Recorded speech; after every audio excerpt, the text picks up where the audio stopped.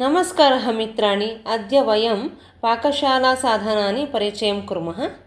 स्थालिका, चमसः, चषकः, छुरिका, पात्रं, भ्राष्टं, दर्वी, रन्ध्रदर्वी, कलशः, बाष्पस्थाली, शीतकं, मिश्रकं, पेषणयन्त्रम्, उष्णरक्षकं, वेल्लनी, ईली, मन्थानः, सन्दंशः, पिष्टपचनं, शूर्पः, उलूखलं तथा पट्टः। अग्रे पुनः संस्कृताभ्यासम् इतोपि कुर्मः। तावत्पर्यन्तं नमस्कारः, पुनर्मिलामः।